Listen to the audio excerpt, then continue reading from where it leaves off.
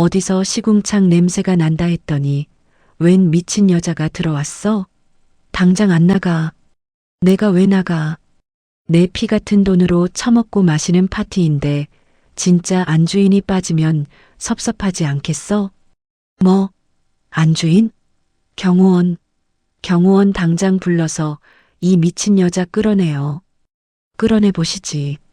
당신들이 입고 있는 그 비싼 옷, 지금 밟고 있는 이 번쩍이는 대리석, 바닥 전부 내 손톱이 빠지도록 생선 대가리 쳐서 만든 돈이니까 다들 주목해봐요. 당신들이 지금 먹고 마시는 이 파티 비용 전부 내 피 같은 돈으로 결제된 거니까 이제부터 내가 좀 끼어들어야겠네. 화려한 샹들리에가 눈이 부시도록 빛나는 서울 도심의 5성급 호텔 최고급 연회장이었습니다. 부드러운 현악 사중주의 선율이 흐르고 최고급 샴페인 잔이 부딪히는 경쾌한 소리가 가득했던 공간의 공기는 순식간에 얼어붙고 말았죠. 수백만 원을 호가하는 맞춤 정장과 화려한 실크, 드레스를 입은 정재계 인사들의 시선이 일제히 연회장 입구 쪽으로 쏠렸습니다. 그곳에는 이 호화로운 공간과는 도무지 어울리지 않는 생선, 비린내가 진동하는 낡고 해진 옷차림의 중년 여성이 서 있었습니다. 그녀의 이름은 순옥이었습니다. 헝클어진 머리카락 사이로 드러난 얼굴에는 깊게 패인 주름과 거뭇한 기미가 가득했고 쩍쩍 갈라져 피가 맺힌 맨발은 호텔의 최고급 카펫을 붉게 물들이고 있었습니다. 한눈에 보아도 오랜 세월 고된 노동에 시달린 흔적이 역력한 구분 등과 마디마디 굵어진 손가락을 가진 여인이었죠.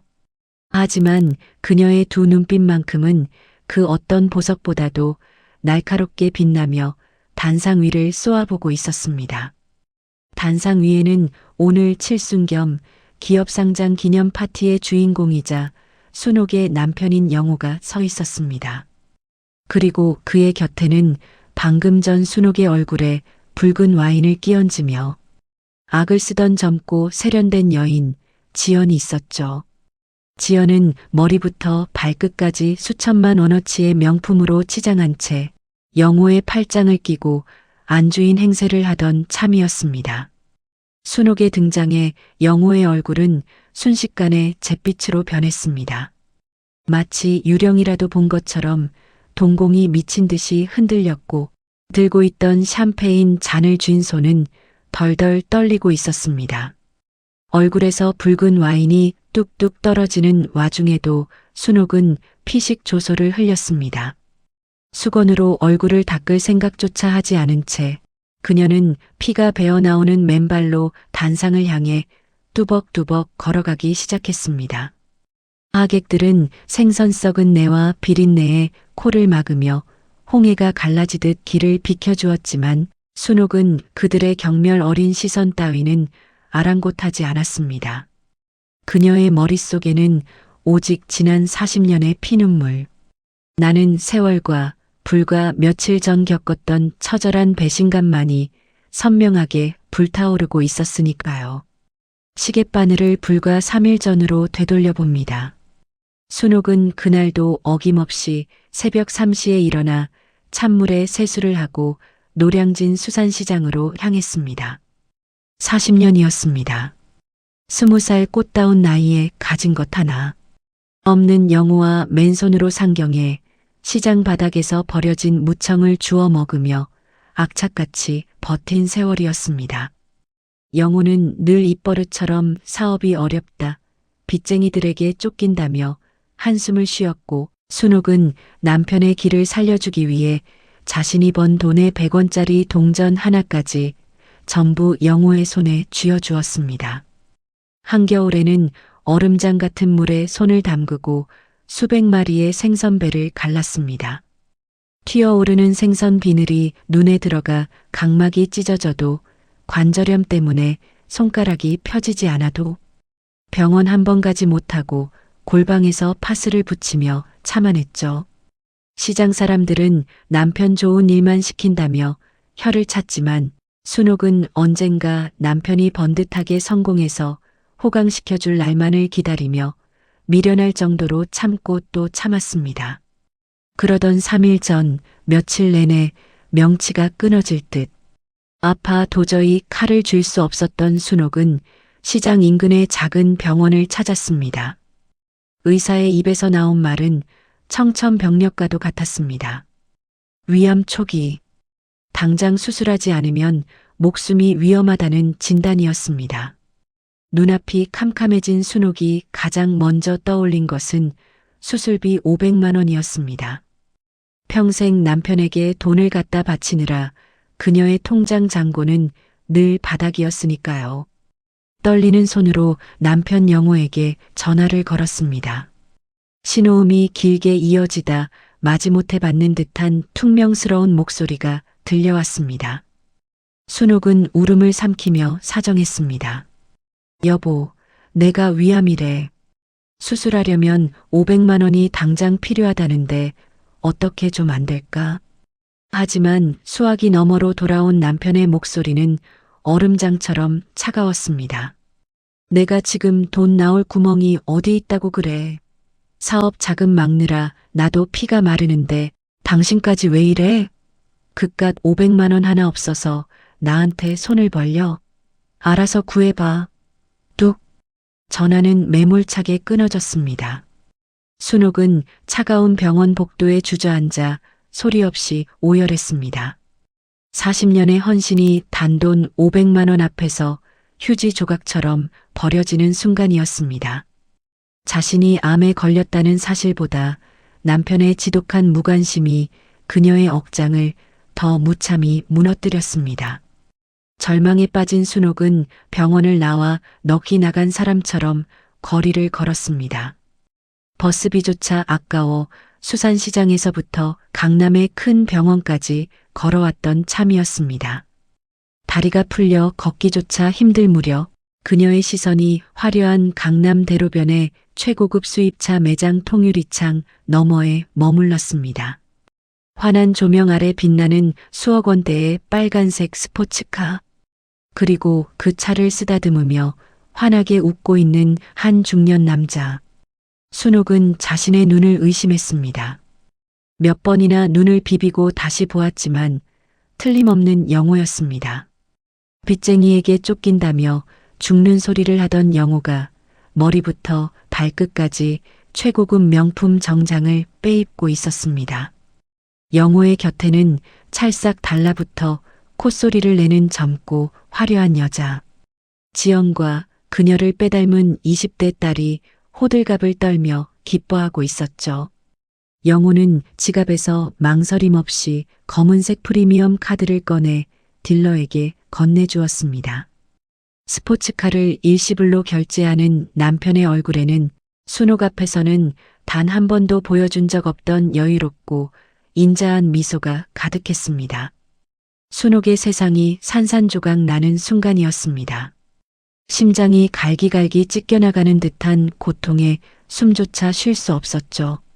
40년간 곰팡이 핀 골방에서 썩은 생선 내장을 치우며 바친 돈이 남편의 거대한 사기극을 위한 자금이었다는 사실을 깨달았습니다. 남편은 실패한 사업가가 아니었습니다. 순옥의 피를 빨아먹고 알짜배기 건설사를 세워 20년 전부터 이 젊은 여자와 호화로운 대저택에서 완벽한 이중생활을 즐기며 회장님 소리를 듣고 살았던 것입니다. 그날 밤 순옥은 시장 구석의 창고로 돌아와 밤새도록 짐승처럼 울부짖었습니다. 배신감은 분노로, 분노는 차가운 살기로 변해갔습니다. 그녀는 울음을 그치고 다짐했습니다. 이대로 억울하게 죽을 수는 없다고. 내 청춘, 내 피와 땀을 갉아먹고 세운 저들의 역겨운 성을 내 손으로 직접 무너뜨리겠다고 말입니다. 그녀는 장화와 비린내 나는 앞치마를 집어 던졌습니다.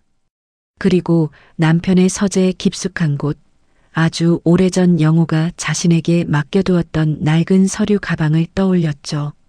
그리고 3일 뒤인 오늘, 순옥은 맨발로 이 화려한 연회장에 섰습니다. 오는 길에 아픈 다리를 이끌고 걷다 낡은 신발마저 찢어져 버렸지만 아스팔트에 긁혀 피가 나는 발의 고통은 마음의 상처에 비하면 아무것도 아니었습니다. 단상에 가까워질수록 영호의 얼굴은 경련을 일으키듯 일그러졌고 지연은 사태 파악을 못한 채 앙칼진 목소리로 경호원들을 재촉하고 있었죠. 순옥은 숨을 깊게 들이마셨습니다. 폐부 깊숙이 스며드는 비싼 향수 냄새와 음식 냄새가 역겨웠지만 그녀의 입꼬리는 오히려 서늘하게 올라갔습니다. 단상 아래에 멈춰선 순옥은 손에 꼭 쥐고 있던 검은색 비닐봉지를 높이 들어 올렸습니다. 그 안에는 영호의 숨통을 끊어놓을 지난 40년의 진실이 담긴 종이 뭉치들이 들어 있었습니다. 수백 명의 하객이 숨을 죽인 가운데 순옥의 차분하고도 서늘한 목소리가 연회장에 쩌렁쩌렁하게 울려 퍼졌습니다. 검은 비닐봉지를 치켜든 순옥의 손끝은 미세하게 떨리고 있었습니다. 하지만 그것은 두려움이 아니라 억눌린 분노의 진동이었습니다. 수백 명의 하객이 숨소리조차 내지 못하고 얼어붙은 가운데 단상 위의 영호는 마치 사신을 마주한 사람처럼 안면 근육을 파르르 떨고 있었죠. 그의 머릿속은 하얗게 백지장처럼 변해버렸고 곁에서 팔짱을 끼고 있던 지연만이 이 상황이 얼마나 끔찍한 파국으로 치닫고 있는지 모른 채 앙칼진 목소리로 소리를 질러대고 있었습니다. 여보, 저 미친 아줌마 도대체 뭐야? 경호원들은 뭐하느라 저런 쓰레기를 안 끌어내고 구경만 하고 있어. 당장 내쫓아. 지연의 표독스러운 외침이 연회장의 정적을 갈랐지만 순옥은 눈 하나 깜빡이지 않았습니다. 오히려 입가에 서늘한 미소를 띠며 단상 위를 올려다보았죠. 순옥의 머릿속에는 불과 3일 전 강남의 수입차 매장 앞에서 남편의 끔찍한 두 집, 살림을 두 눈으로 똑똑히 목격했던 그 지옥 같았던 날의 기억이 생생하게 소용돌이치고 있었습니다. 3일 전 그날 밤 남편이 내연녀의 딸에게 수억 원대 스포츠카를 일시불로 긁어주는 모습을 보고 넋이 나갔던 순옥은 도망치듯 수산시장 뒷골목에 위치한 자신의 단칸방으로 돌아왔습니다. 보일러가 고장 나 한기가 뼛속까지 파고드는 방바닥 벽지를 시커멓게 뒤덮은 곰팡이 냄새가 오늘따라 유난히 그녀의 숨통을 조르는 것 같았습니다. 위암 초기 진단을 받은 배를 움켜쥐고 차가운 방바닥에 웅크려 앉은 순옥은 밤새도록 짐승 같은 울음을 토해냈습니다. 내가 어떻게 살았는데 그 인간 빚 갚아주겠다고 내 속옷 한 장 새로 못 사고 시장 바닥에 버려진 배추 시래기를 주워다 국을 끓여 먹으며 버틴 세월이 40년인데 순옥의 가슴 속에서 시뻘건 피눈물이 솟구쳤습니다. 겨울이면 얼음장 같은 물에 맨손으로 생선을 씻느라 손톱이 새카맣게 죽고 지문이 다 닳아 없어졌습니다.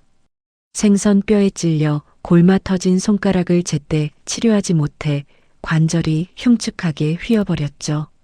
그렇게 뼈를 갈아번 돈을 남편은 매번 눈물을 글썽이며 사업 자금으로 가져갔습니다.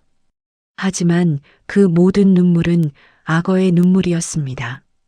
남편은 빚쟁이에게 쫓기기는커녕 순옥이 바친 피 같은 돈을 종잣돈 삼아 건설사를 차리고 승승장구했던 것입니다. 그리고 20년 전부터는 아예 지연이라는 젊은 여자와 두 집 살림을 차려 남들 앞에서는 번듯한 회장님과 사모님 행세를 하며 떵떵거리고 살았던 것이죠.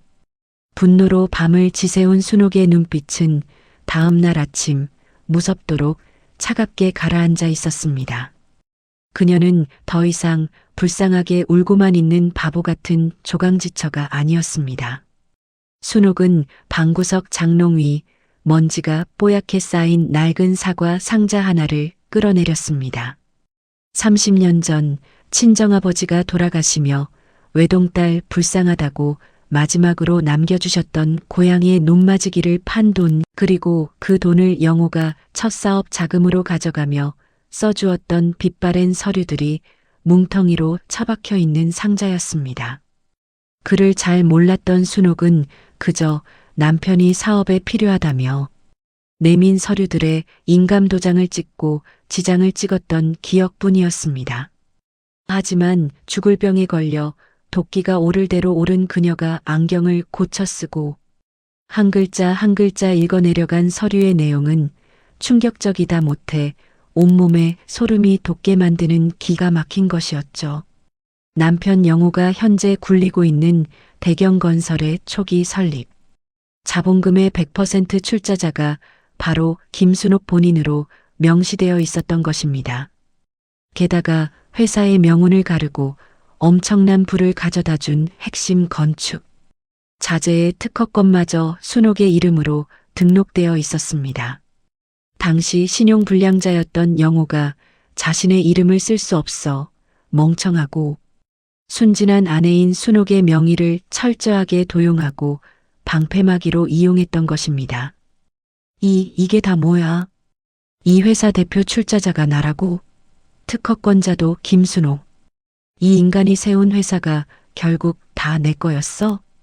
떨리는 손으로 낡은 종이들을 움켜쥔 순옥의 입술 사이로 헛웃음이 터져 나왔습니다. 남편은 자신이 모든 것을 쥐고 흔든다고 착각했겠지만 법적으로 남편이 가진 모든 부와 명예의 진짜 주인은 단칸방에서 생선을 팔던 순옥이었습니다. 그 사실을 깨달은 순간 순옥은 지체 없이 시장 상호의 회장을 찾아가 생전 처음으로 수표 100만 원을 빌렸습니다. 그리고 흥신소를 통해 영호가 살고 있는 저택의 주소를 알아냈죠. 그날 오후 순옥은 성북동의 가장 깊숙하고 화려한 고급 저택 앞에 섰습니다. 사람 키를 훌쩍 넘는 높은 담장과 으리으리한 철제 대문 너머로 그림같이 잘 꾸며진 정원이 보였습니다. 담장 밑에 몸을 숨긴 순옥의 귓가로 너무나도 화목하고 간드러진 웃음소리가 들려왔습니다. 아빠, 나 오늘 친구들이랑 호텔 가서 파티할 건데 카드 한도 좀 팍팍 올려줘요. 오냐, 우리 예쁜 딸. 아빠가 한도 넉넉하게 풀어놓을 테니까 친구들 앞에서 기죽지 말고 최고로 비싼 거 먹고 놀아. 여보, 당신도 오늘 백화점 가서 파티 때 입을 드레스 하나 새로 쫙 빼입어. 돈 걱정하지 말고. 어머 여보, 당신이 최고야. 세상에 당신 같은 남편이 어디 있어. 호호. 그 역겨운 대화를 듣는 순간 순옥은 명치가 찢어지는 듯한 고통에 입을 틀어막고 주저앉았습니다. 위암으로 헐어버린 위장이 뒤틀리는 육체적 고통보다 40년 동안 철저하게 기만당한 자신의 미련한 인생이 갈기갈기 찢겨나가는 듯 했습니다. 자신은 5,000원짜리 국밥 한 그릇 사 먹는 것도 아까워 남이 먹다 남긴 찬밥에 물을 말아먹으며 수술비 500만 원이 없어 죽을 날만 기다리고 있는데 남편이라는 작자는 피 한 방울 안 섞인 내연녀의 딸에게 수천만 원을 껌값처럼 뿌리고 있었습니다. 순옥은 그 자리에서 피가 나도록 입술을 깨물었습니다. 그리고 눈물을 닦아낼 새도 없이 서울에서 가장 독종으로 소문난 굴지의 대형 로펌, 이혼 및 기업 소송 전문 변호사를 찾아갔습니다. 남루한 옷차림의 순옥을 처음엔 벌레 보듯 하던 변호사도 순옥이 낡은 보따리에서 쏟아낸 빛바랜 차용증과 법인 설립, 인가서, 특허권 원본 서류들을 확인하자마자 눈이 튀어나올 듯 커졌습니다. 사모님, 이 서류들이 전부 원본이 맞습니까? 세상에, 남편분이 완전히 사모님을 허수아비로 세워놓고 뒤에서 회사를 삼켰군요. 하지만 법은 서류가 우선입니다. 이 서류들만 있으면 남편분 회사의 상장을 막는 건 물론이고 지금 살고 있는 저택, 타고 다니는 수입차, 남편 명의의 모든 법인 계좌를 단 하루 만에 꽁꽁 묶어버릴 수 있습니다. 이건 단순한 이혼 소송이 아닙니다. 사모님의 재산을 수십 년간 횡령한 파렴치한 경제사범을 잡아넣는 겁니다. 제가 사모님의 모든 것을, 이런 한 푼까지 이자 쳐서 되찾아드리겠습니다. 변호사의 확신에 찬 목소리에 순옥은 차갑게 고개를 끄덕였습니다. 돈을 되찾는 것만으로는 부족했습니다. 그 인간이 가장 자랑스러워하는 순간, 가장 화려하고 높은 곳에 섰을 때 그 밑바닥을 쳐서 산산조각을 내버리고 싶었죠. 그래서 순옥은 영호의 칠순 겸 회사 상장 기념 파티가 열리는 오늘을 거사일로 정한 것입니다. 다시 현재 숨막히는 침묵이 감도는 호텔 연회장입니다. 검은 비닐봉지를 치켜든 순옥의 눈빛은 마치 먹잇감의 목줄을 쥔 맹수와도 같았습니다.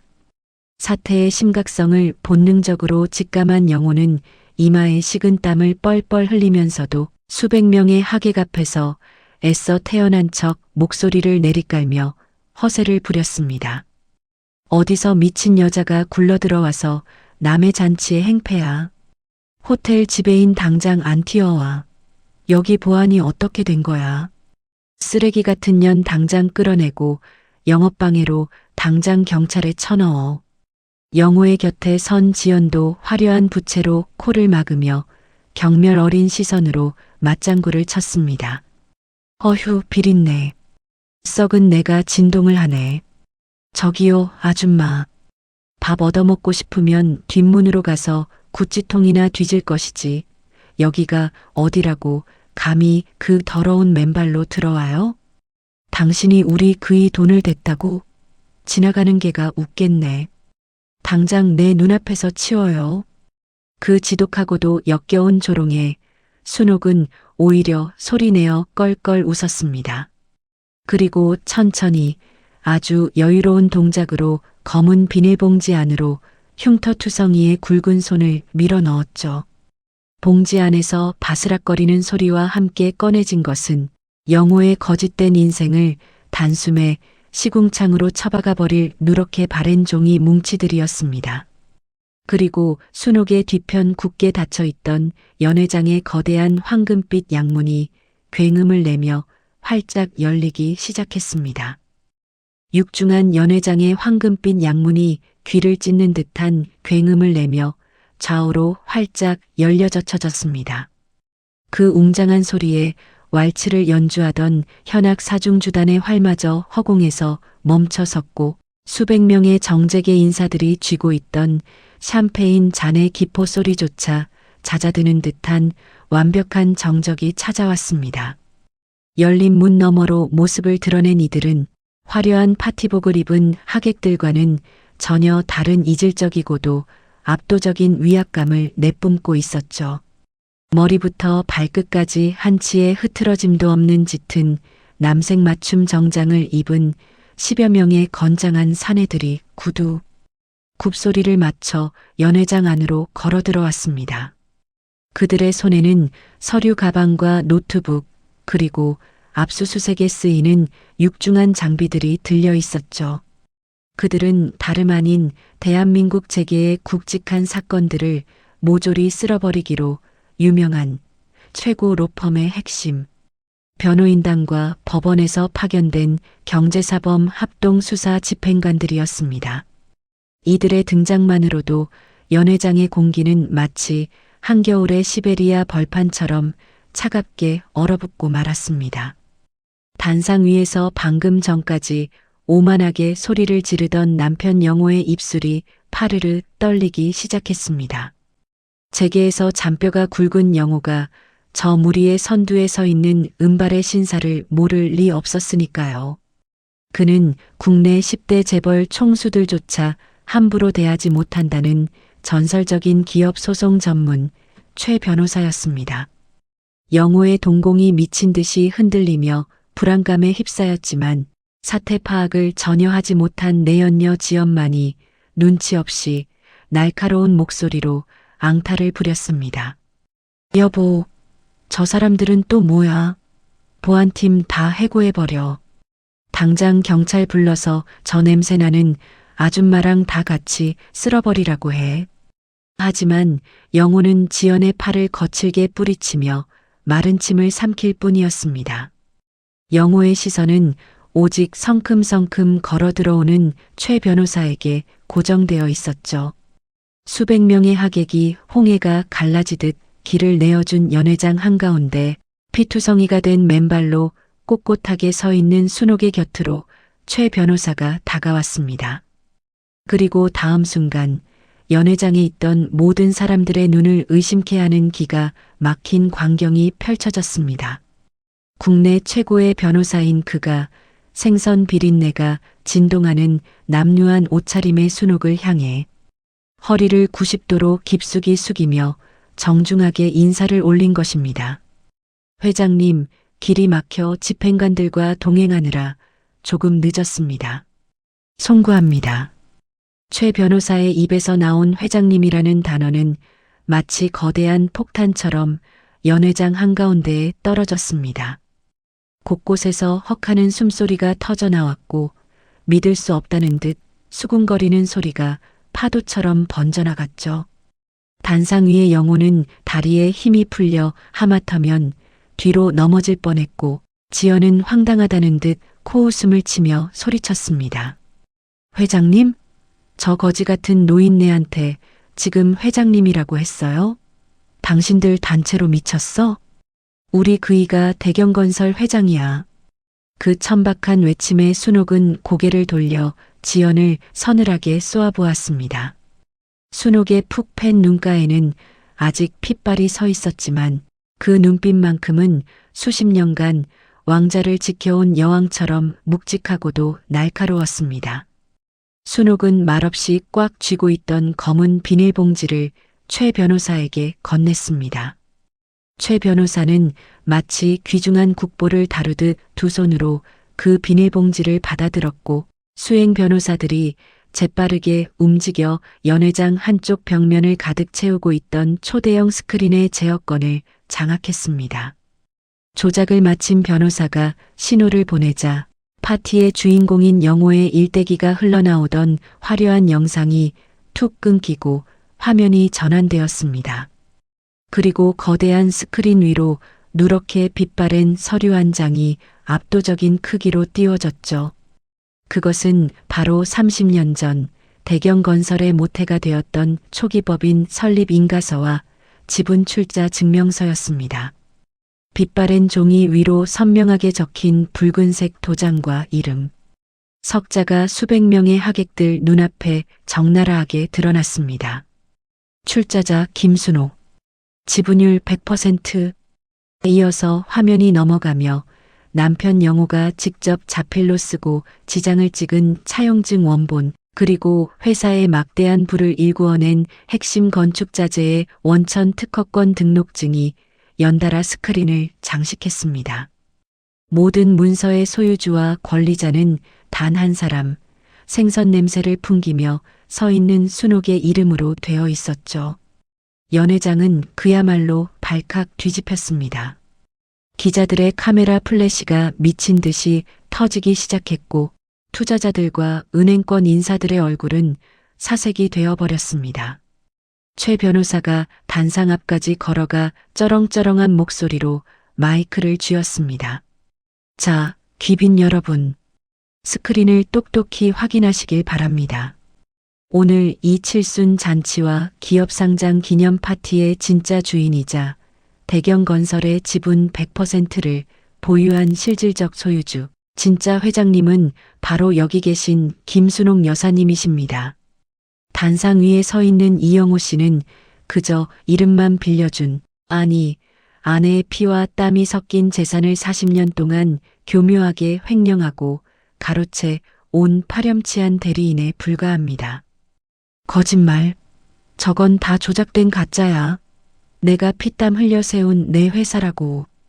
이 미친 여자가 어디서 가짜 서류를 주워와서 사기를 쳐. 영호가 마이크를 빼앗으려 단상 끝으로 달려나오며 악을 썼습니다. 그의 목에는 핏대가 터질 듯 솟아올라 있었고 최고급 실크 넥타이는 땀에 절어 흉하게 비틀어져 있었죠. 평생을 자신을 위해 헌신한 조강지처를 향해 손가락질을 하며 발악하는 남편의 추악한 민낯을 마주한 순옥은 더 이상 참지 못하고 차가운 목소리로 그를 짓밟았습니다. 당신 피땀? 얼음물에 맨손 담그고 생선 배 가르면서 손톱 다 빠진 건 나야. 당신은 내 피를 빨아먹은 거머리일 뿐이지. 며칠 전에 내가 위암이라고 수술비 500만 원만 달라고 무릎 꿇고 빌었을 때 당신이 뭐라고 했어? 돈 나올 구멍 없으니 알아서 죽으라고 했지? 그래놓고 이 어린 년 딸 자식한테는 수억짜리 차를 일시불로 긁어줘? 순옥의 피 맺힌 절규에 장내는 찬물은 끼얹은 듯 숙연해졌습니다. 하객들 중 몇몇 여성들은 끔찍한 진실의 입을 틀어막았고 기자들은 이 전대미문의 사기극이자 치정극을 미친 듯이 수첩에 적어 내려갔습니다. 순옥의 분노는 여기서 끝이 아니었습니다. 최 변호사는 순옥의 눈빛을 확인한 뒤 법원에서 갓 발부받은 따끈따끈한 압수수색 영장과 자산 동결 가처분 결정문을 높이 치켜들었습니다. 현재 시간부로 이영호 씨 명의로 된 모든 개인 계좌와 대경건설의 법인 자산은 법원의 명령에 따라 전면 동결되었습니다. 아, 물론입니다. 지금 사모님 행세를 하고 계신 저 옆에 지연 씨 명의로 빼돌려진 성북동 자택과 고급 수입 차량, 각종 귀금속 역시 전부 가압류 처분이 내려졌습니다. 당신들은 이제 이 파티장 문을 나서는 순간부터 단돈 1,000원 한 장 마음대로 쓸 수 없는 빈털터리 신세라는 뜻입니다. 뭐라고요? 내 집이 왜, 내 차가 왜 가압류가 돼? 저게 무슨 개소리야? 여보, 이거 어떻게 된 건지 빨리 말해봐. 지연의 손에 들려있던 최고급 크리스탈 샴페인 잔이 바닥으로 곤두박질 치며 날카로운 파열음을 냈습니다. 쨍그랑 유리가 산산조각 나는 그 소리는 마치 지난 20년간 영호와 지연이 누려왔던 거짓된 모래성이 무너져 내리는 완벽한 신호탄과도 같았습니다. 지연은 사시나무 떨듯 떨며 영호의 멱살을 잡고 흔들었지만 영호는 이미 다리의 힘이 완전히 풀려버린 상태였습니다. 영호의 굽혀지지 않던 무릎이 기어코 꺾이며 쿵소리와 함께 단상 바닥에 무너져 내렸습니다. 회장님 소리를 들으며 수천 명의 직원을 호령하던 남자의 몰락은 그토록 순식간이고 비참했습니다. 그는 하얗게 질린 입술을 달달 떨며 단상 아래에 서 있는 순옥을 내려다보았습니다. 여보. 순옥아. 이게 대체. 입을 함부로 놀리지 마.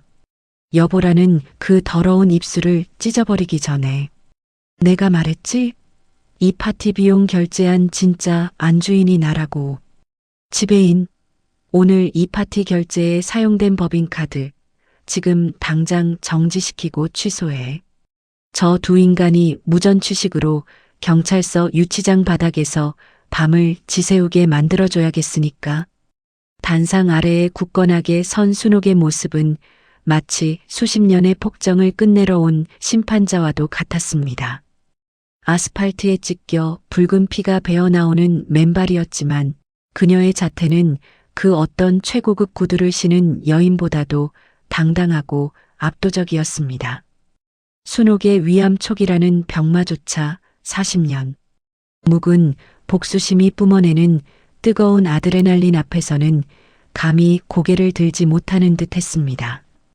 이제 완벽하고도 자비 없는 진짜 사냥이 시작된 것입니다. 단상 아래에 굳건하게 선 순옥의 불호령이 떨어지자 얼어붙어 있던 호텔 총지배인이 사시나무 떨듯 떨며 무리 앞으로 황급히 튀어나왔습니다. 그의 손에는 이미 붉은색 경고등이 깜빡이는 무선 결제 단말기가 들려 있었죠. 방금 전까지만 해도 생선 냄새가 난다며 순옥을 벌레 보듯 쫓아내려 했던 총지배인의 태도는 180도 달라져 있었습니다. 그는 90도로 허리를 굽히며 더듬거리는 목소리로 보고를 올렸습니다.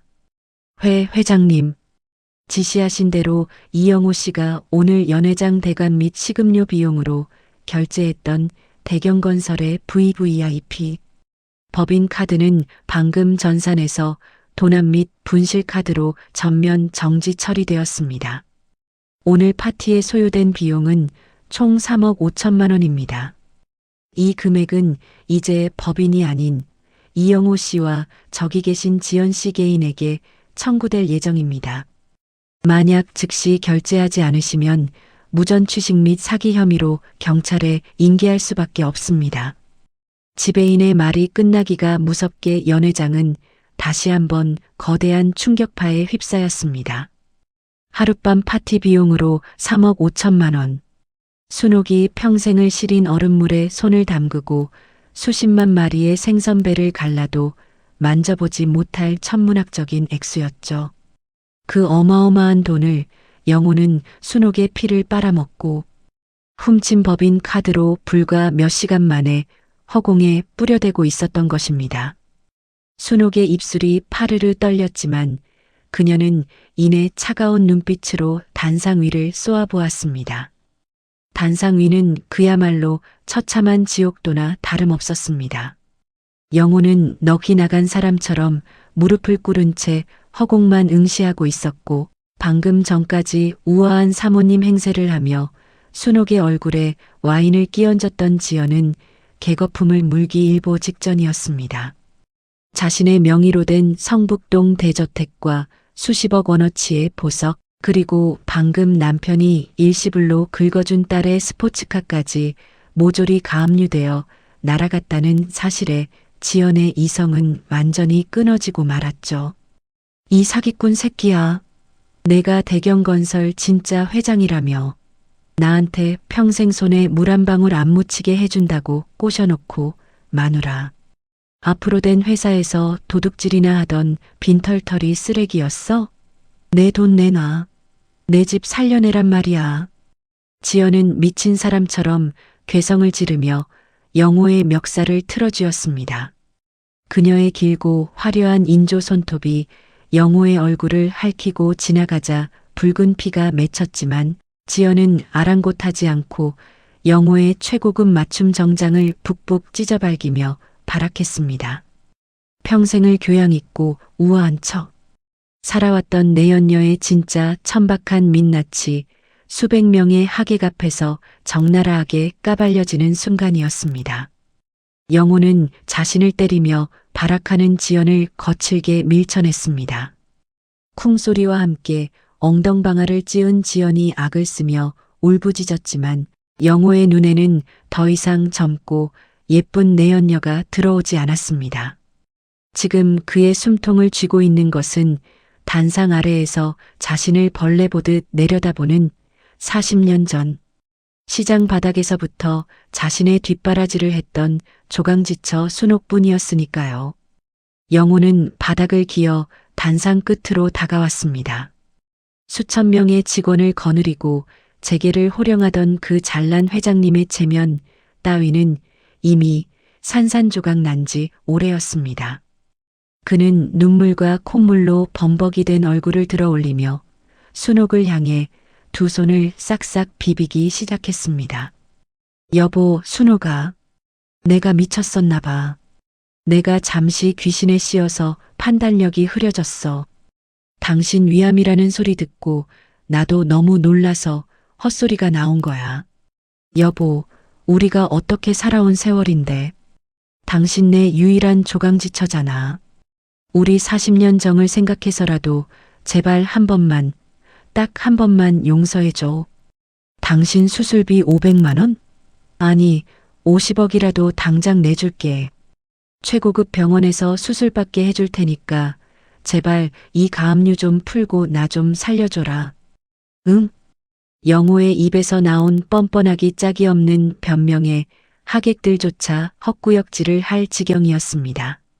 위암 수술비가 없어 눈물로 애원하던 아내에게 돈 나올 구멍이 없다며 매몰차게 전화를 끊었던 인간이 이제 와서 40년 정을 운운하며 목숨을 구걸하고 있었죠.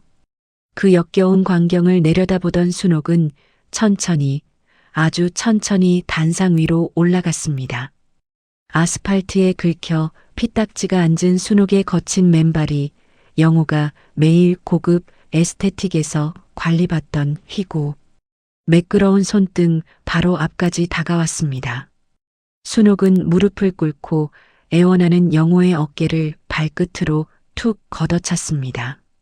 내 입에서 여보 소리 나오게 하지 말라고 했을 텐데. 당신이 귀신의 씨요? 아니지. 당신은 그냥 밑바닥부터 썩어 문드러진 기생충일 뿐이야. 내가 겨울에 시래기 주워다 국 끓여 먹을 때 당신은 이 여자랑 한우 등심 썰어 먹었지. 내가 생선 뼈에 찔려 손가락이 썩어갈 때 당신은 이 여자 딸년한테 벤츠 사주면서 웃고 있었고, 순옥의 목소리는 피를 토하듯 처절하면서도 서늘하게 연회장을 울렸습니다. 영호는 아무 말도 하지 못한 채 고개를 푹 숙이고 덜덜 떨기만 했습니다. 내가 위암 판정받고 병원 복도에 주저앉아 있을 때 내 머릿속엔 오직 당신 얼굴 하나뿐이었어. 우리 남편이 알면 얼마나 가슴 아파할까. 빚 갚느라 고생하는 사람한테 이 몹쓸 병을 어떻게 말할까. 그 생각뿐이었다고. 그런데 500만 원. 단돈 500만 원이 없어서 알아서 죽으라던 내놈 목소리를 듣는 순간 내 아내 김순옥이는 이미 병원 복도에서 피를 토하고 죽었어. 지금 내 눈앞에 있는 건 내 40년 청춘의 피값을 받아내러 온 저승사자야. 순옥의 마지막 선고가 떨어지기가 무섭게 최 변호사의 곁에 도열해 있던 경제사범 합동수사. 집행관들과 사법경찰들이 단상 위로 성큼성큼 올라왔습니다. 차가운 금속성의 수갑이 영호의 양손목에 철컥하고 채워졌습니다. 이영호 씨, 특정경제범죄 가중처벌 등에 관한 법률 위반, 업무상 횡령, 배임, 그리고 문서 위조 혐의로 긴급 체포합니다. 당신은 변호사를 선임할 권리가 있으며 묵비권을 행사할 수 있습니다. 경찰의 차가운 미란다 원칙 고지가 이어지는 가운데 영호의 등 뒤에서 또 다른 수갑 소리가 울려 퍼졌습니다. 방금 전까지 영호를 물어뜯던 지연의 손목에도 은빛 수갑이 채워진 것입니다. 지연은 미친 듯이 발버둥치며 경찰의 팔을 물어뜯으려 했지만 건장한 경찰 2명에게 양팔이 꺾인 채 무참히 제압당하고 말았죠. 이거 내가 왜 수갑을 차? 난 아무것도 몰랐어. 저 인간이 회장인 줄 알고 속아서 산 죄밖에 없다고. 이거 안 나? 나 오늘 파티 주인공이야. 내 드레스 구겨지잖아. 당신도 공범이야. 횡령한 자금으로 차명 재산을 형성하고 사치스러운 생활을 영위한 범죄 수익 은닉 규제법 위반 혐의로 동행해야겠습니다. 가시죠. 경찰들의 냉혹한 대답과 함께 영호와 지연은 마치 개 끌려가듯 단상 아래로 질질 끌려 내려가기 시작했습니다. 방금 전까지 그들을 향해 박수를 치며 아부하던 수백 명의 하객들은 이제 마치 전염병 환자라도 피하듯 멀찌감치 물러서서 싸늘한 시선으로 그들의 추악한 몰락을 구경하고 있었습니다. 영호는 질질 끌려가면서도 마지막까지 고개를 돌려 순옥을 향해 피 끓는 목소리로 절규했습니다. 순옥아, 내가 잘못했어. 내가 죽일 놈이야. 제발 한 번만 살려줘. 순옥아. 하지만 순옥은 단 한 번도 뒤를 돌아보지 않았습니다.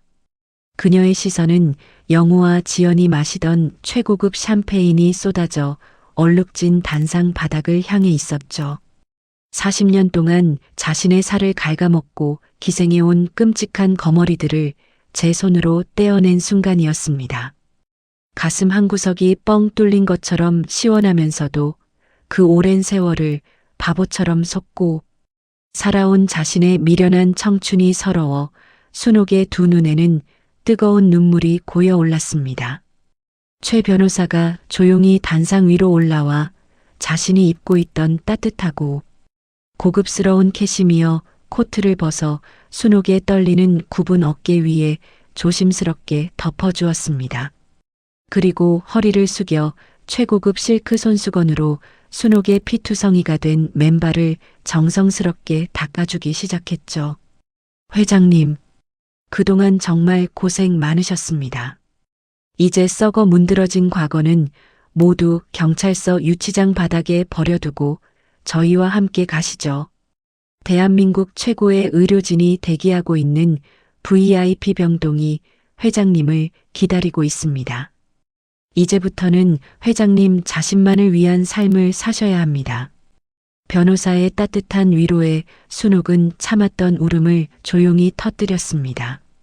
연회장의 거대한 문턱을 넘어 질질 끌려나가는 영우와 지연의 비명소리가 점차 멀어져 가고 있었습니다.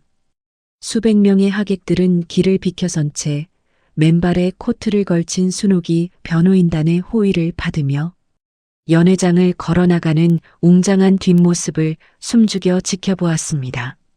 그것은 가장 비참했던 조강지처가 가장 화려한 왕자를 되찾는 피눈물 나도록 통쾌하고도 장엄한 대관식이었습니다. 회장님, 의식이 좀 드십니까? 눈부시지 않게 조명은 조금 낮춰드리겠습니다. 수술은 아주 성공적으로 끝났습니다. 이제 아무 걱정 마시고 푹 쉬시면 됩니다. 여기가 어디예요? 내가 살았어? 수술비 500만 원. 그거 내가 안 냈는데. 나 쫓겨나는 거 아니에요? 무슨 말씀이십니까, 회장님? 이곳은 대한민국 최고 권위의 암센터 VIP 병동 중에서도 가장 상위 등급인 VVIP 특실입니다.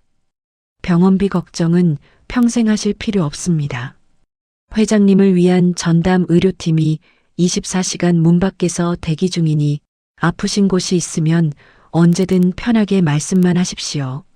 아, 그래요. 내 돈, 내 피 같은 돈으로 고친 내 몸뚱어리. 이제야 내가 사람 대접을 받고 누워있네.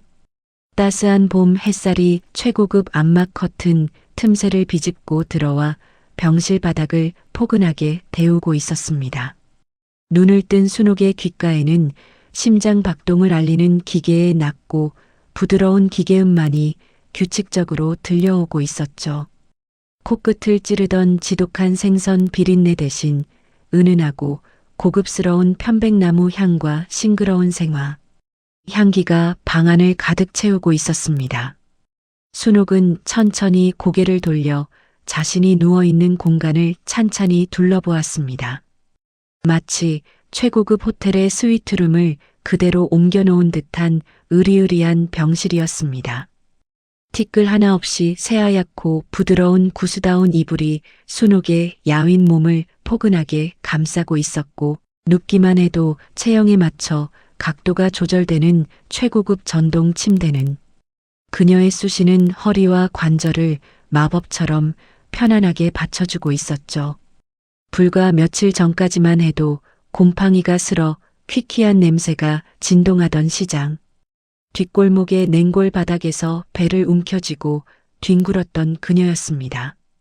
단돈 500만 원이 없어서, 아니 500만 원을 내어주기 싫다며 수화기를 던져버린 남편 때문에 홀로 죽음을 기다리던 그 끔찍한 시간들이 마치 전생의 일처럼 아득하게 느껴졌습니다. 순옥은 조심스럽게 자신의 두 손을 들어 올려 보았습니다. 얼음물에 얼고 생선뼈에 찔려 흉측하게 휘어버린 손가락, 지문이 닳아 없어져 반질반질해진 손끝은 여전했습니다. 하지만 그 상처투성이 손 위로 따뜻한 온수 수건의 온기가 남아 있었고 거칠게 갈라졌던 손등에는 최고급 보습 크림이 촉촉하게 발라져 있었죠. 마취에서 깨어나는 동안 간호사들이 그녀의 굳은 살 박인 손과 피투성이가 되었던 맨발을 얼마나 정성스럽게 씻기고 치료해 주었는지 알 수 있었습니다. 내가 그동안 무슨 부귀영화를 누리겠다고 그 지옥 같은 수산시장에서 청춘을 다 바쳤던가. 순옥의 메마른 눈가에서 주르륵 눈물이 흘러내려 푹신한 베갯니들 적셨습니다. 평생을 바쳐 헌신한 대가가 위암과 남편의 두 집 살림이라는 끔찍한 배신이었지만 역설적으로 그 배신 덕분에 순옥은 자신이 얼마나 거대한 부를 소유한 사람인지, 자신이 얼마나 귀하게 대접받아 마땅한 사람인지 비로소 깨닫게 된 것입니다. 최 변호사의 말대로 자본주의 세상에서 막대한 돈의 진짜 주인이라는 사실은 그 자체로 절대적인 권력이었습니다. 단돈 500만 원의 죽음을 생각했던 순옥은 이제 수백억 원의 자산을 움직이는 진짜 회장님으로서 병원 전체의 VIP 대우를 받으며 새 생명을 얻고 있었습니다.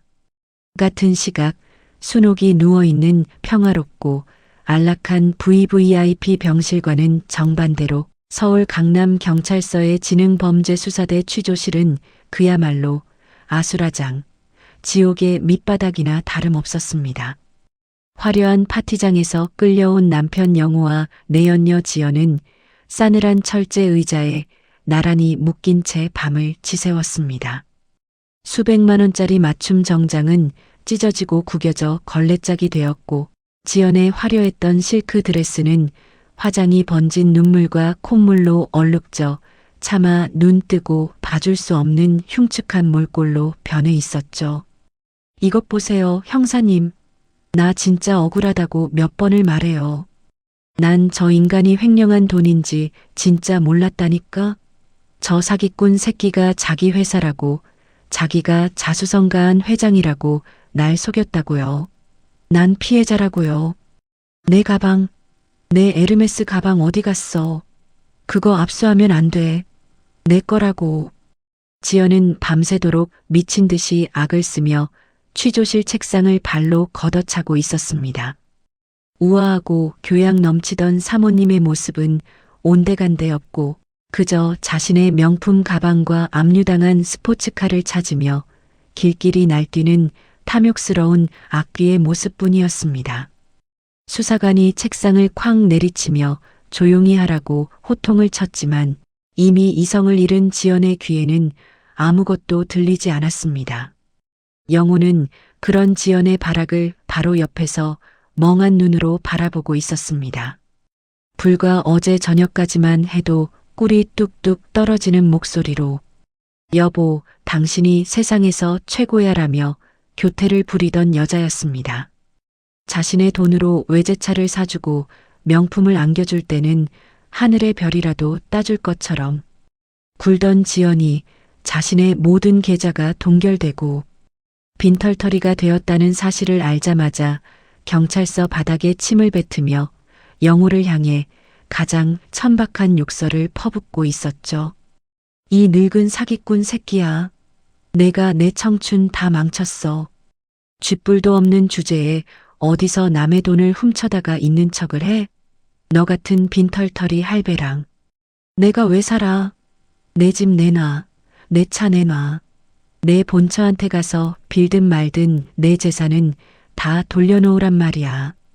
지연의 날카로운 손톱이 묶여있는 영호의 뺨을 세차게 후려쳤습니다. 짝! 하는 마찰음과 함께 영호의 고개가 속절없이 꺾였습니다. 뺨이 붉게 부어오르고 입술이 터져 피가 흘렀지만 영호는 반항조차 하지 못한 채 덜덜 떨기만 했습니다. 그의 뇌리에는 수십 년 전 겨울밤 얼음물에 언손을 호호 불어가며 자신이 덮을 이불을 챙겨주던 조강지처 순옥의 얼굴이 스쳐 지나갔습니다. 사업이 망해 야반도주를 할 때도, 빚쟁이들에게 쫓겨 여인숙을 전전할 때도 순옥은 단 한 번도 영호를 원망하지 않았습니다. 오히려 자신이 시장에 나가 생선을 팔 테니 기죽지 말라며 그의 등 뒤를 든든하게 지켜주던 세상 유일한 내 편이었습니다. 그 천사 같던 조강지처의 등에 칼을 꽂고 40년 피땀 흘려 모은 재산을 훔쳐다가 바친 결과가 바로 저 탐욕스럽고 표독스러운 내연녀의 발길질이라는 사실에 영호는 그제야 피눈물을 흘리며 통곡하기 시작했습니다. 아, 내가 미쳤지. 내가 짐승만도 못한 놈이지. 순호가, 내가 잘못했다. 내가 천벌을 받을 놈이야. 영호가 바닥에 머리를 찌우며 짐승처럼 울부짖었지만 취조실 안에 그 누구도 그에게 동정 어린 시선을 보내지 않았습니다. 담당 형사는 싸늘한 눈빛으로 영호의 앞에 두꺼운 서류 뭉치를 집어 던졌습니다. 이영호 씨, 지금 여기서 울고 짤 시간 없습니다. 당신이 아내분명에 도용해서 페이퍼 컴퍼니로 빼돌린 자금 내역, 어제 파티장에서 최 변호사 측이 이미 완벽하게 정리해서 검찰과 저희 쪽에 싹 다 넘겼습니다. 증거가 차고 넘쳐서 구속영장은 오늘 오후에 바로 떨어질 겁니다. 옆에 계신 지연 씨도 작물 취득 및 범죄 수익 은닉으로 나란히 구치소로 가실 거고요. 변호사 선임은 하셨습니까? 아, 계좌가 싹 다 묶여서 국선 변호사 말고는 선임할 돈도 없으시겠네. 형사의 비수 같은 말에 영호는 완전히 무너져 내렸습니다. 자신이 세운 모래성이 얼마나 허망하게 부서져 내렸는지, 그리고 이제 죽을 때까지 차가운 감방 바닥에서 후회와 고통 속에 살아야 한다는 끔찍한 현실이 그의 숨통을 억제해 왔습니다. 돈을 잃은 순간 그가 가졌던 사랑도 존경도 인맥도 모두 한낱 신기루처럼 사라져버렸음을 뼛속 깊이 깨닫고 있었죠. 다시 시간이 흘러 고요하고 평화로운 VVIP 병실의 오후입니다. 똑똑하는 정중한 노크 소리와 함께 병실 문이 열리고 최고급 맞춤 정장을 입은 최 변호사가 부드러운 미소를 띠며 들어왔습니다. 그의 뒤로는 비서진들이 아름다운 난초, 화분과 함께 각 끓여낸 따뜻한 전복죽을 정성스럽게 세팅해 놓고 조용히 물러났습니다. 회장님, 안색이 훨씬 좋아지셨습니다. 수술 경과가 매우 좋아서 항암 치료도 무리 없이 진행될 수 있다고 주치의가 전해왔습니다. 식사는 입에 좀 맞으십니까? 최 변호사의 다정한 물음에 침대에 비스듬히 기대어 앉은 순옥은 엷은 미소를 지으며 고개를 끄덕였습니다. 최 변호사님 덕분이에요. 이 귀한 전복죽이 입으로 들어가는지 코로 들어가는지 모를 정도로 참 달고 맛있네요. 평생 남이 먹다 버린 생선 꼬리만 주워 먹다 살았는데 내가 이런 호사를 다 누려봅니다. 그 인간들은 어떻게 되었습니까? 순옥의 조심스러운 물음에 최 변호사는 안경을 치켜 올리며 서류 가방에서 태블릿 PC를 꺼내 들었습니다. 가장 궁금해하실 부분부터 보고 드리겠습니다. 이영우와 내연녀 지연은 오늘 오전 구속영장이 발부되어 나란히 구치소로 이감되었습니다. 두 사람 모두 횡령액이 워낙 막대하고 죄질이 불량하여 중형을 피할 수 없을 겁니다. 또한 지연의 명의로 되어 있던 성북동 저택과 외제차는 어제부로 완전히 압류가 집행되었습니다. 지연의 딸 역시 그동안 회장님의 법인 카드로 흥청망청 썼던 수억 원대의 카드값을 갚지 못해 신용불량자로 나앉게 생겼습니다. 그들은 철저하게 아주 완벽하게 파멸했습니다. 최 변호사의 담담하고도 명쾌한 브리핑을 듣는 순간 순옥의 가슴속에 응어리져 있던 마지막 남은 도끼마저 봄눈 녹듯 스르르 사라지는 것을 느꼈습니다. 복수는 끝났습니다. 그녀의 인생을 좀먹던 기생충들은 가장 비참한 곳으로 떨어졌고 순옥은 자신의 이름과 권리를 온전히 되찾았습니다. 회장님, 이제 회장님 명의로 된 대경건설은 전문 경영인을 영입하여 더욱 투명하고 탄탄하게 운영될 것입니다. 횡령당했던 자금들도 속속 회수되어 회장님의 개인 계좌로 복구되고 있습니다. 이제 회장님께서 하실 일은 오직 하나뿐입니다. 누구의 아내, 누구의 뒷바라지하는 기계가 아니라 40년 만에 되찾은 김순옥 본인의 인생을 가장 화려하고 아름답게 즐기시는 겁니다. 건강 회복에만 전념하십시오. 나머지는 저희가 다 알아서 하겠습니다. 최 변호사의 진심 어린 당부에 순옥은 창밖을 바라보았습니다. 파란 하늘 위로 눈부신 햇살이 쏟아지고 있었습니다. 더 이상 비린내 나는 장화를 신지 않아도 됩니다. 더 이상 수술비 걱정에 밤잠을 설치지 않아도 됩니다. 순옥은 침대 옆 테이블에 놓인 따뜻한 전복죽을 한 숟가락 가득 떠서 천천히 입 안으로 밀어 넣었습니다. 참으로 오랜만에 느껴보는 온전한 나만을 위한 따뜻하고 맛있는 한 끼였습니다. 그녀의 얼굴에 서서히 피어오르는 미소는 40년 그 어느 때보다도 평온하고 눈부시게 빛나고 있었습니다. 계절이 2번이나 바뀌는 길고도 지난했던 시간이 흘렀습니다. 매서운 칼바람이 몰아치던 겨울이 지나고 어느덧 세상 만물이 새로운 생명을 움티우는 따스하고 눈부신 봄날이 찾아왔죠. 그동안 순옥의 삶에는 기적이라고밖에 표현할 수 없는 엄청난 변화들이 일어났습니다. 대한민국 최고의 의료진이 밤낮으로 매달린 끝에 위암 수술은 완벽한 성공을 거두었고 이어진 항암 치료 역시 순옥의 끈질긴 생명력 앞에서는 힘을 쓰지 못했습니다. VVIP 병동의 최고급 식단과 쾌적한 환경, 그리고 무엇보다도 더 이상 돈과 남편 때문에 마음을 졸이지 않아도 된다는 완벽한 심리적 평안이 그녀의 몸과 마음을 몰라보게 회복시켜 놓았던 것입니다. 오늘 순옥은 퇴원 후 처음으로 외출 준비를 하고 있습니다. 전담 스타일리스트가 최고급 실크 소재로 맞춤 제작한 우아한 진주색 투피스 정장이 그녀의 몸에 부드럽게 감겼습니다. 평생 시장 바닥에 생선 피가 튄 앞치마와 퀴퀴한 냄새가 배어있던 누빔. 바지만을 입고 살았던 그녀의 모습은 온데간데 없었죠. 거칠고 푸석했던 머릿결은 고급 미용실, 원장의 섬세한 손길을 거쳐 기품 있는 사모님의 볼륨감 넘치는 헤어스타일로 변신했고 햇볕에 그을려 기미가 가득했던 피부는 최고급 에스테틱 관리를 통해 맑고 윤기 나는 안색을 되찾았습니다. 전신 거울 앞에 선 순옥은 스스로의 모습을 보며 옅은 미소를 지었습니다. 하지만 그녀는 억지로 흉터를 가리려 하지 않았습니다. 생선 뼈에 찔리고 얼음물에 얼어 뭉툭해진 손가락, 그리고 여전히 선명하게 남아있는 손등의 흉터들은 부끄러운 것이 아니라 그녀가 지난 40년의 세월을 얼마나 치열하고 정직하게 살아왔는지를 증명하는 훈장이었으니까요.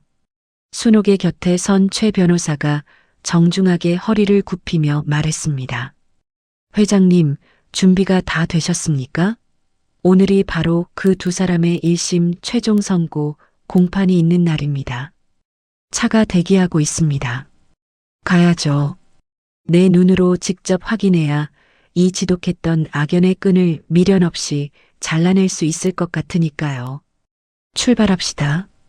순옥을 태운 최고급 대형 세단이 미끄러지듯 서울중앙지방법원을 향해 내달렸습니다. 법원 앞은 이미 이 전대미문의 사기극이자 횡령 사건의 결말을 취재하기 위해 몰려든 수십 명의 기자들과 방송국 카메라로 인산인해를 이루고 있었습니다.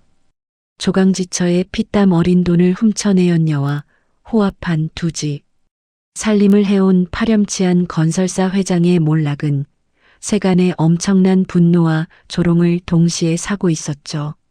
경호원들의 철통 같은 호의를 받으며 법정에 들어선 순옥은 방청석 맨 뒷자리에 조용히 자리를 잡았습니다. 잠시 후 굳게 닫혀있던 법정 측면의 문이 열리고 미결수들이 입는 칙칙한 황갈색 수의를 입은 두 사람이 교도관들에게 양팔을 붙들린 채 끌려 들어왔습니다. 바로 영호와 지연이었습니다. 불과 반년 전 최고급 맞춤 정장과 수천만 원짜리 명품 드레스를 입고 오만하게 하객들을 내려다보던 그 잘난 회장님과 사모님의 모습은 흔적조차 남아있지 않았습니다. 영호의 모습은 참혹하기 그지없었습니다. 윤기가 흐르던 검은 머리는 온통 새하얗게 새어버렸고 극도의 스트레스와 두려움으로 살이 쏙 빠져버린 그의 얼굴은 마치 해골처럼 푹 꺼져 있었습니다. 수위는 그의 앙상해진 몸에 비해 턱없이 커서 펄럭거렸고 땅만 바라보며 걷는 그의 굽은 등은 그가 얼마나 깊은 절망의 늪에 빠져 있는지를 여실히 보여주고 있었죠. 그의 뒤를 따라 들어오는 지연의 몰골은 더욱 가관이었습니다. 매일같이 피부과와 마사지샵을 드나들며 가꾸었던 팽팽한 얼굴은 푸석하게 주름이 잡혀 있었고 화장기 하나 없는 민낯은 핏기조차 없이 창백했습니다. 그녀는 법정에 들어서자마자 방청석을 두리번거리며 누군가를 애타게 찾았습니다. 방청석 구석에는 그녀의 딸이 모자를 푹 눌러 쓴 채 고개를 숙이고 앉아 있었죠. 신용불량자로 전락해 하루아침에 길거리에 나앉은 딸은 어머니와 눈을 마주치자마자 원망 섞인 눈물을 터뜨리며 고개를 돌려버렸습니다. 그 모습에 지연은 가슴을 치며 오열하려 했지만 교도관의 날카로운 제지에 억지로 피고인석에 주저앉아야만 했습니다. 정숙하십시오. 지금부터 피고인 이영호, 피고인 박지연에 대한 선고, 공판을 시작하겠습니다. 근엄한 판사의 목소리가 법정에 울려 퍼지자 영호와 지연은 마치 사형 선고를 기다리는 죄수처럼 사시나무 떨듯 몸을 떨기 시작했습니다. 판사는 두꺼운 판결문을 한 장 한 장 넘기며 그들의 추악한 죄상을 낱낱이 읽어내려갔습니다.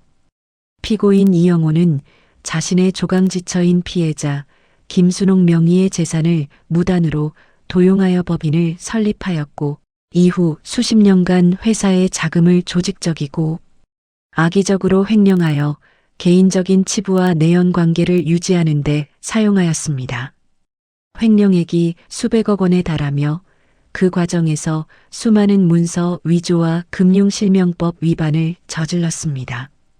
특히 암투병 중인 피해자의 절박한 구조 요청을 외면하고 오히려 피해자의 자금으로 내연녀의 가족에게 사치스러운 생활을 제공한 점 등 그 죄질이 극히 불량하고 반성의 기미가 보이지 않습니다.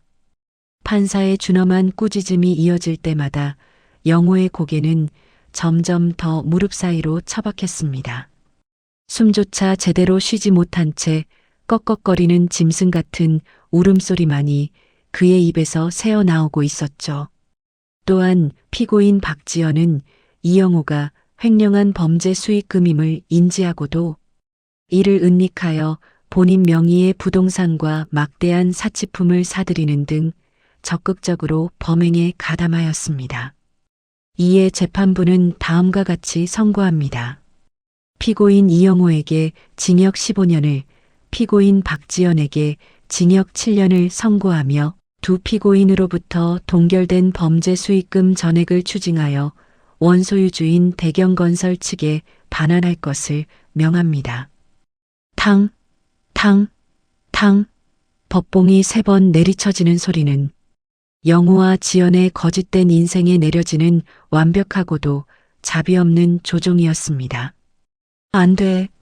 판사님, 내가 왜 7년이나 감옥에 썩어야 해. 난 속은 죄밖에 없다고요. 억울해요. 저 인간이 다 한 거라고요. 지연이 피고인석을 박차고 일어나며 미친 듯이 발악했습니다. 그녀는 영호를 향해 달려들어 멱살을 잡고 물어뜯으려 했지만 즉각 달려든 교도관들에 의해 바닥에 나동그라지고 말았죠. 바닥에 엎어진 채 두 발을 동동 구르며 악을 쓰는 그녀의 모습은 그야말로 탐욕의 눈이 먼 추악한 괴물 그 자체였습니다. 영호는 지연의 발악에도 넋이 나간 듯 초점 없는 눈으로 허공만 응시하고 있었습니다. 징역 15년. 이른이 넘은 그에게 15년이라는 시간은 사실상 감옥에서 쓸쓸하게 죽음을 맞이하라는 무기징역이나 다름없는 무서운 형벌이었습니다. 평생 남의 돈으로 호의호식하며 왕처럼 군림했던 그가 이제는 볕도 제대로 들지 않는 차가운 독방에서 평생을 썩어야 한다는 끔찍한 현실이 그의 숨통을 조여왔습니다. 교도관들에게 양팔을 붙들려 질질 끌려나가던 영호의 시선이 우연히 방청석 맨 뒷자리에 우아하게 앉아 자신을 내려다보고 있는 순옥에게 닿았습니다. 순간 영호의 탁한 동공이 크게 확장되었습니다. 기품 있는 진주색 정장을 입고 여왕처럼 꼿꼿하게 앉아있는 순옥의 모습은 그가 알던 시장 바닥의 촌부 김순옥이 아니었습니다. 눈부시게 아름답고 범접할 수 없는 아우라를 뿜어내는 진짜 대경건설의 주인이 그곳에 있었죠. 순옥아, 순옥아, 여보, 내가 잘못했어. 제발 날 용서해줘. 한 번만 살려줘. 순옥아. 영호는 젖먹던 힘까지 짜내어 순옥을 향해 절규했습니다. 눈물과 콧물이 뒤범벅된 얼굴로 손을 뻗으며 애원했지만 순옥의 표정에는 그 어떤 동요나 연민도 찾아볼 수 없었습니다. 그녀는 그저 차갑게 가라앉은 눈빛으로 자신의 청춘을 짓밟았던 기생충의 마지막 발악을 묵묵히 내려다볼 뿐이었죠. 순옥은 천천히 자리에서 일어났습니다. 그리고 영호를 향해 단 한 번의 눈길도 더 주지 않은 채 최 변호사의 에스코트를 받으며 미련 없이 법정 문을 나섰습니다. 등 뒤로 영호의 처절한 비명소리가 굳게 닫히는 법정 문틈 사이로 완전히 사라졌습니다. 법원을 빠져나온 순옥은 크게 심호흡을 했습니다. 가슴 한구석을 짓누르고 있던 거대하고 시커먼 돌덩이가 마침내 산산조각 나서 흔적도 없이 사라진 듯한 이루 말할 수 없는 엄청난 해방감이 밀려왔습니다. 회장님, 이제 모든 악몽은 끝났습니다. 다음 일정은 어떻게 하시겠습니까? 댁으로 바로 모실까요? 최 변호사의 물음에 순옥은 봄 햇살이 부서지는 하늘을 바라보며 단호하게 고개를 저었습니다. 아니요. 회사로 갑시다. 내 피땀으로 세운 회사인데 평생 입구 근처에도 가보질 못했잖아요. 이제 진짜 주인이 누군지 내 회사 직원들 얼굴 좀 보러 가야겠습니다. 서울 테헤란로 한복판에 우뚝 솟은 대경건설 본사 사옥 앞 최고급 세단이 미끄러지듯 멈춰서고 경호원들이 재빠르게 차 문을 열었습니다. 로비에는 영호 측근이었던 임원들이 사색이 된 얼굴로 도열해 있었죠. 그들은 영호의 비리를 알면서도 묵인하며 호의호식했던 자들이었습니다. 순옥이 대리석 바닥을 밟으며 로비로 들어서자 임원들은 마치 일제히 벼락이라도 맞은 듯 90도로 허리를 굽혔습니다. 구두 굽소리만이 조용히 울려 퍼지는 가운데 순옥은 그 누구에게도 위압적인 소리를 지르지 않았습니다. 그저 차분하고도 묵직한 걸음으로 로비를 가로질러 영호가 앉아있던 꼭대기층의 회장실을 향해 걸어갈 뿐이었죠. 하지만 그 고요한 침묵과 당당한 자태가 뿜어내는 압도적인 권위는 임원들의 등줄기에 식은땀이 줄줄 흐르게 만들기에 충분했습니다. 진정한 여왕의 귀환 40년 만에 제자리를 찾은 조강지처의 눈부신 행보는 이제 막 새로운 장을 열고 있었습니다. 대경건설 본사 꼭대기층 전용 엘리베이터의 문이 부드러운 기계음과 함께 열렸습니다. 발소리조차 흡수해버리는 최고급 페르시안 양탄자가 깔린 복도를 지나자 육중한 마호가니 원목으로 만들어진 회장실의 거대한 양문이 순옥의 눈앞에 나타났습니다. 최 변호사의 눈짓에 따라 경호원들이 문을 밀어 열자 넓게 탁 트인 서울 시내의 전경이 한눈에 들어오는 어마어마한 규모의 집무실이 모습을 드러냈죠. 바닥에는 이탈리아산 대리석이 깔려 있었고 벽면에는 수천만 원을 호가하는 유명 화가의 그림들이 걸려 있었습니다. 그 화려하고도 압도적인 공간 한가운데 수십 명의 핵심 임원들이 사색이 된 얼굴로 두 손을 앞으로 모은 채 도열해 있었습니다. 이게 다 내 피눈물로 세운 방이군요. 참으로 화려하기도 합니다. 내 손톱이 빠져나가는 줄도 모르고 바친 돈으로 참으로 호사스럽게도 살았네요. 순옥의 낮고 고요한 목소리가 넓은 집무실 안을 서늘하게 울렸습니다. 임원들은 감히 고개조차 들지 못한 채 침만 꼴깍꼴깍 삼키고 있었죠. 불과 몇 달 전까지만 해도 이영우 회장의 비위를 맞추며 회사의 자금을 빼돌려 내연녀의 집을 사주고 호화 파티를 여는데 앞장섰던 공범들이었습니다. 그들은 시장 바닥에서 생선을 팔던 무식한 할망구라며 순옥을 뒤에서 조롱했었지만 지금 그들의 눈앞에 서 있는 사람은 범접할 수 없는 아우라를 뿜어내는 절대적인 권력자이자 진짜 대경건설의 주인이었습니다. 회 회장님, 부임하신 것을 진심으로 축하드립니다. 저희 임원진 일동은 앞으로 새 회장님을 모시고 뼈가 부서지도록 회사를 위해 헌신할 것을 맹세합니다. 부디 그동안의 불찰은 너그럽게 용서해 주십시오. 가장 앞줄에 서 있던 부사장 한 명이 덜덜 떨리는 목소리로 아부를 떨며 허리를 90도로 꺾었습니다. 그의 이마에서는 식은땀이 비오듯 쏟아지고 있었죠. 그러나 순옥은 그의 인사에 대꾸조차 하지 않은 채 천천히 집무실 중앙에 놓인 거대한 흑단목 책상으로 다가갔습니다. 최고급 천연 가죽으로 덮인 푹신한 회장 의자. 영호가 그토록 거들먹거리며 앉아있던 그 의자를 순옥은 거칠어진 손끝으로 가만히 쓸어내렸습니다. 축하는 됐고 뼈가 부서지도록 헌신하겠다는 그 말은 믿어지지가 않네요. 당신들, 내 남편이었던 그 작자가 내 돈 빼돌려서 룸살롱 다니고 내 연녀한테 명품 백 사다 바칠 때 옆에서 같이 장단 맞추고 콩고물 주워 먹던 사람들이죠. 순옥의 입에서 나온 직설적이고 날카로운 비수에 임원들의 어깨가 움찔하고 튀어 올랐습니다. 순옥은 최 변호사가 건네준 두꺼운 결제 서류철을 책상 위에 탁 하고 소리나게 던졌습니다. 그 안에는 지난 20년간 영호의 횡령과 배임을 돕고 회사 내부의 각종 이권 사업에 개입하여 뒷돈을 챙긴 부패 임원들의 명단과 증거가 빼곡하게 정리되어 있었습니다. 내가 겨울에 얼음물에서 언손을 호호 불며 시래기 국을 끓여 먹을 때 당신들은 영호가 법인 카드로 긁어주는 최고급 한우 정식을 먹으며 내 돈을 도둑질했지. 그래 놓고 이제 와서 내 밑에서 뼈가 부서지도록 일을 해? 당신들, 뼈는 필요 없으니까 당장 내 회사에서 나가요. 여기 이름 적힌 사람들, 오늘부로 전원 해고입니다. 뭐라고요? 회장님, 그게 무슨 말씀이십니까?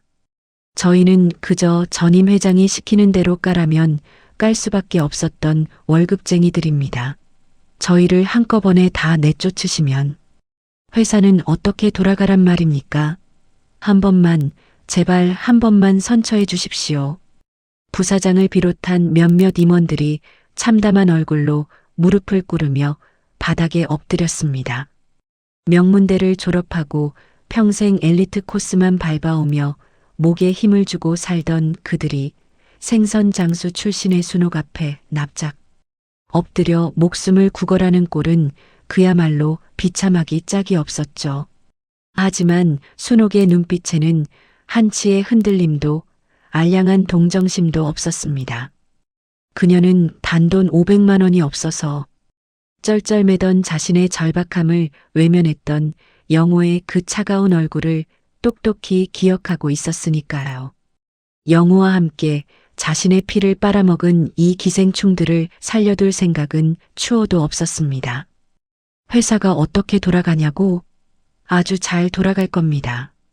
썩은 살을 도려내야 새 살이 돋는 법이니까. 최 변호사님, 이 인간들 당장 끌어내고 오늘 해고된 임원들 전원을 상대로 민사소송 진행하세요. 퇴직금은 10원 한 장 줄 수 없고 그동안 내 돈으로 부당하게 누린 혜택들, 먹고 마시고 쓴 돈까지 이자 쳐서 전부 토해내게 만드세요. 내 돈 단돈 1원이라도 허투루 쓴 놈들은 끝까지 추적해서 핏방울까지 쥐어짜 낼 테니까. 순옥의 차갑고도 단호한 호령이 떨어지자 대기하고 있던 건장한 보안팀 요원들이 우르르 몰려들어 무릎을 꿇은 임원들의 양팔을 거칠게 붙잡아 일으켰습니다. 아이고 회장님, 제가 죽을 죄를 지었습니다. 살려주십시오. 제발 소송만은 참아주십시오.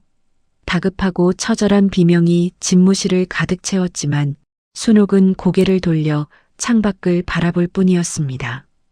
영호의 비호 아래 호의호식하던 10여 명의 부패 임원들이 마치 쓰레기처럼 질질 끌려나가는 광경은 40년 동안 묵묵히 핍박받아온 조강지처가 내리는 가장 완벽하고 통쾌한 숙청의 현장이었죠. 임원들이 모두 끌려나가고 집무실에 고요가 찾아오자 순옥은 천천히 방 안을 거닐기 시작했습니다. 방 한쪽에 교묘하게 위장된 비밀문을 열자 그 안에는 영호가 평소 즐기던 개인 휴게실이 꾸며져 있었습니다. 수천만 원짜리 최고급 안마의자와 수백만 원을 호가하는 수입산 양주들이 진열장에 빼곡하게 채워져 있었고 구석에는 번쩍이는 금장 골프채 세트가 놓여 있었죠. 심지어 테이블 위에는 지연이 백화점 VIP 라운지에서 사들고 온 최고급 명품 쇼핑백들이 뜯지도 않은 채 뒹굴고 있었습니다. 순옥은 그 역겨운 사치품들을 바라보며 코웃음을 쳤습니다. 내가 위암에 걸려 죽어가고 있을 때 그 인간은 이 방에 숨어서 이 비싼 술을 마시고 골프채나 닦고 있었겠군.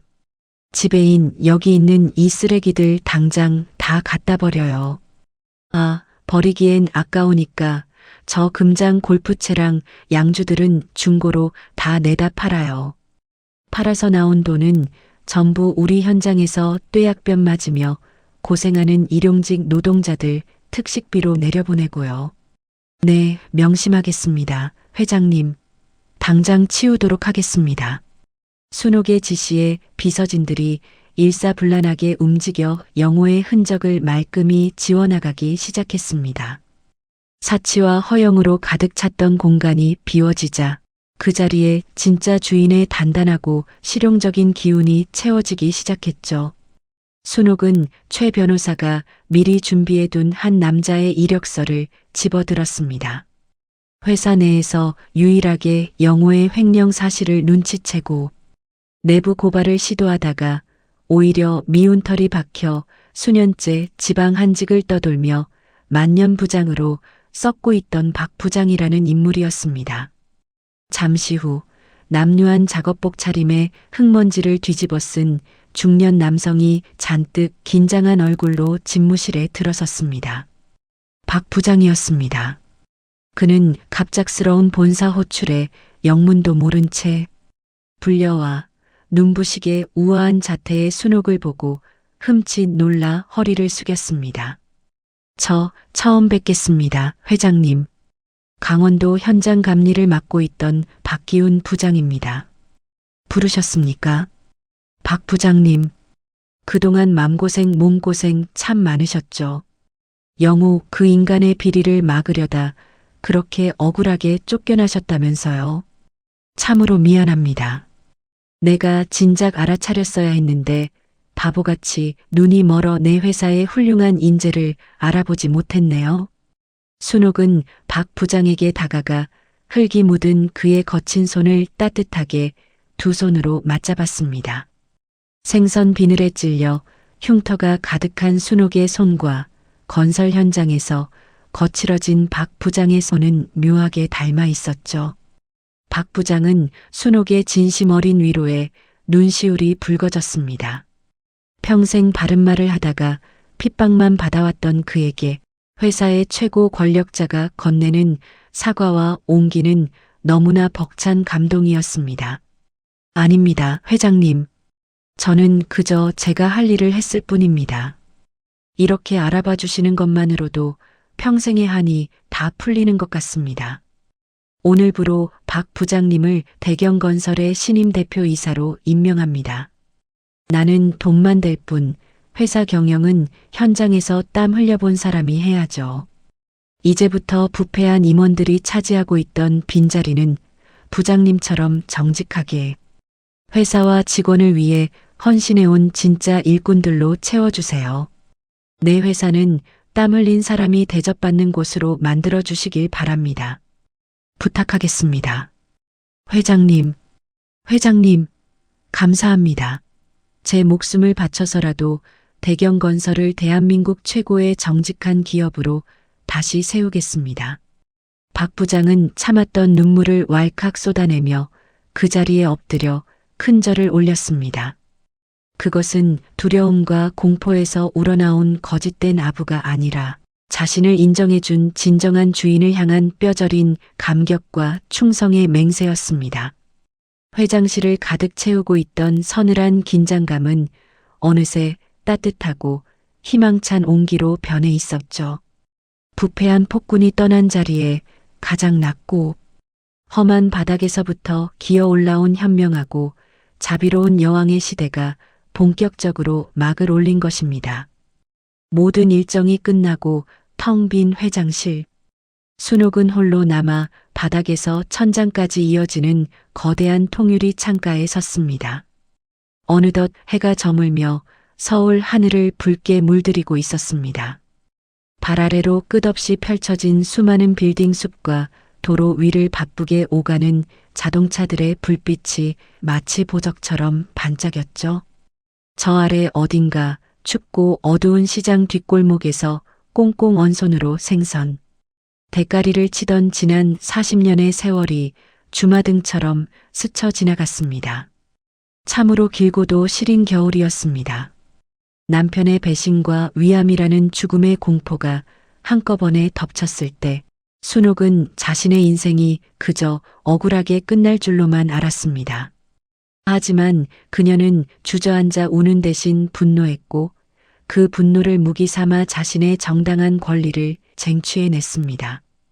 500만 원짜리 수술비가 없어 구걸하던 가여운 조강지처는 이제 수백억 원을 움직이는 당당한 회장이 되어 이 거대한 빌딩 숲의 가장 높은 곳에서 세상을 내려다보고 있었습니다.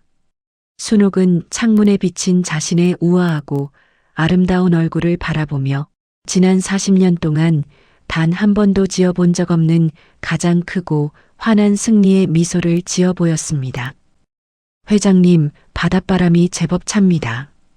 준비해둔 캐시미어 쇼를 좀 두르시는 게 좋겠습니다. 괜찮아요, 최 변호사님. 평생 뼛속까지 얼어붙는 수산시장 얼음물에 맨손을 담그고 살았는데 이깟 지중해의 따뜻한 봄바람이 뭐 대수겠어요. 오히려 가슴속 시커먼 멍울까지 저 푸른 파도에 다 날아가는 것 같아 참 좋습니다. 그래도 건강이 최우선이십니다.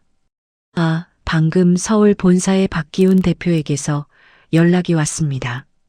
회장님 지시대로 떼약볕에서 고생하는 일용직 노동자들, 자녀를 위한 전액 장학재단 설립이 완벽하게 마무리되었다고 합니다. 첫 수혜를 받은 학생들이 회장님의 은혜에 눈물을 흘리며 감사 편지를 보내왔답니다. 은혜는 무슨 은혜예요? 다 내 피땀 같은 돈이 이제야 사기꾼들 주머니가 아니라 진짜 가치 있고 빛나는 곳에 쓰이는 것뿐이에요. 참 다행입니다.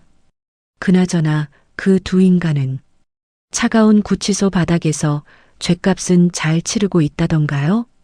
말씀도 마십시오.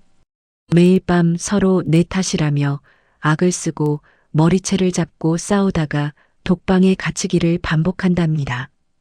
평생 남의 피를 빨아먹으며 호의호식하던 자들이니 매일 새벽 찬물에 걸레를 빨며 시멘트 바닥을 닦아야 하는 그곳의 생활이 지옥 그 자체일 겁니다.